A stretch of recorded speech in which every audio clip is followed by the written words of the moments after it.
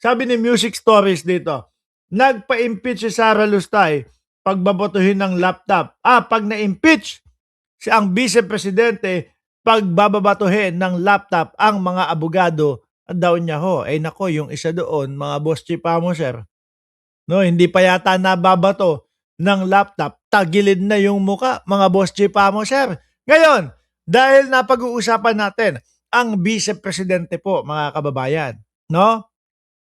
Dahil napag-uusapan natin ang vice-presidente, mga bossing, dumako at pumunta tayo dito sa susunod nating topic. Ito ho, mga bossing, nako, mukhang talagang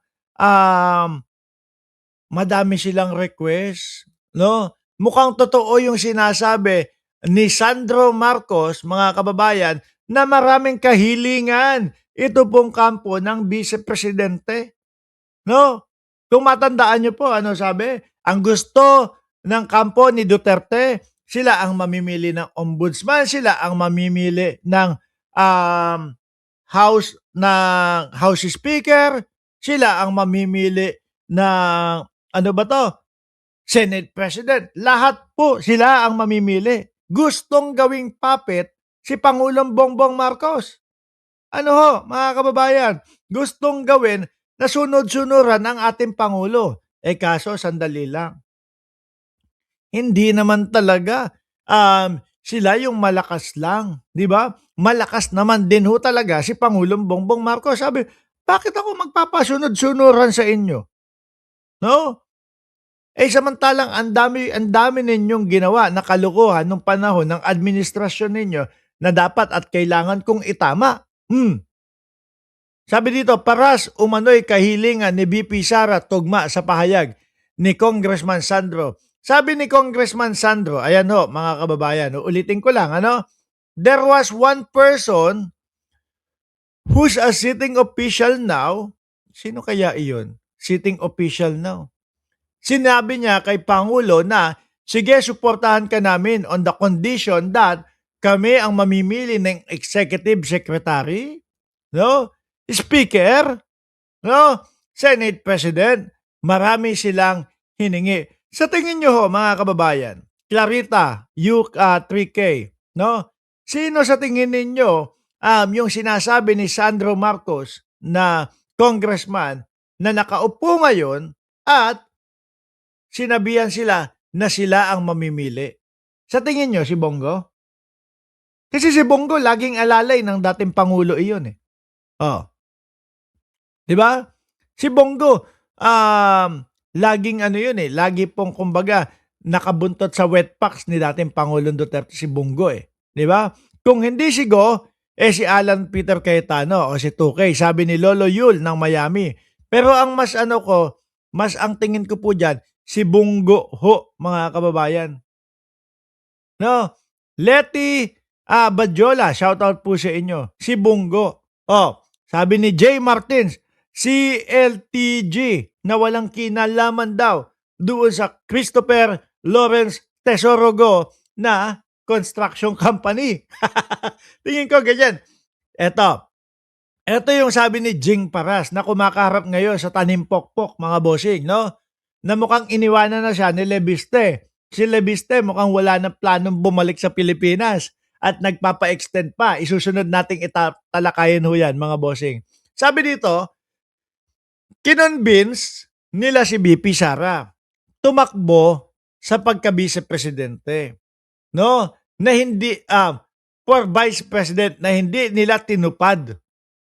One is, I think, magiging speaker si GMA ulit.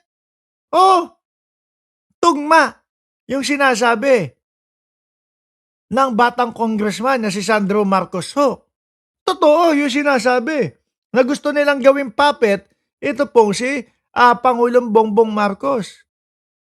Kaso po hindi uubra. Bakit ganyan? Bakit kailangan si GMA ang speaker? Bakit kailangan sila ang mamimili ng mga Senate President, etc., pati yung mga ES, para kontrolado nila ang sitwasyon po. Congress, mga kababayan, yun yung gusto nila di ba? Kung natuloy yung kudeta ni GMA, mga boss chief amo sir, para kay Martin Romualdez? Naku po, malamang baka, ang ini-impeach ngayon mga kababayan, mga boss chief amo sir, wala pong iba kundi ang ating presidente. 'Di ba? Si Digong, oh, maka-China. Si, Gloria Macapagal Arroyo, same lang din po 'yan. Baka kung maaalala niyo po, yung mga ZTE broadband, panahon din ho 'yan ni Gloria Macapagal Arroyo, 'di ba?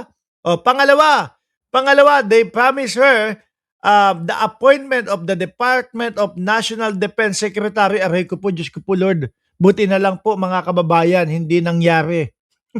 At buti na lang po talagang matapang at hindi weak ang ating Pangulo. Kundi mamamain nitong mga Duterte si Presidente. Yan yung mga gusto nila. Imagine niyo na lang po, mga bossing, Ma'am Delia Rosario, no? Imagine niyo na lang po, naku, mahirap po mag-ano eh. Ah, ang hirap po kasing ayan, kagaya niya, kapag nag-jacket tayo, mahihinto tayo sa ano natin. Dali hanapin ko lang. Ayan, okey. Mamaya na lang po yung jacket kasi hindi ko po maasikaso habang nagdi-discuss dito tapos nagja-jacket. Pero meron na po yung jacket. Ngayon po mga kababayan, imagine niyo na lang po, ang Department of National Defense natin ay ang Vice Presidente. Kumbaga, yung katayuan ni Gibo Teodoro na patuloy na lumalaban sa pang-aabuso ng China sa Pilipinas ay siya po yung magiging gano'n. Malamang po, oo na lang ng oo ang Pilipinas. Malamang po mga kababayan, kung ano yung sabihin ng China, siyang gagawin nitong mga ito. Di ba? Yun ang mga naiwasan po. At kung sila ang nasa posisyon, malamang sa alamang po mga boss chief amo sir, nakahilig sa China ang ating bansa po. Nasunod-sunuran lang tayo. Kagaya nung ginawa ng airpat ng Vice Presidente na si dating Pangulong Duterte. Ano sabi niya doon dati? Papel lang naman yan. Pampunas lang naman ng wetpacks yan. Sabi ni Transformer, gusto niya control ang military para madali nilang makudeta si Pangulong Bongbong Marcos. Correct po. No? Bobby Feliciano, naku, buti na lang, hindi naging DND Secretary. Yan, kung di, lalong lolobo ang confidential funds niyan. Ngayon, ayan po yung patunay. Mismong sa bibig na din po ng mga DDS, natin nalalaman na gusto talaga nilang maging puppet, si Pangulong Bongbong Marcos, mga bossing. Di po ba? Pasunurin sa kanila. Sino ngayon ang totoong timawa, sugapa sa kapangyarihan? Nahalata sila, mga kababayan, mga boss chief amo sir.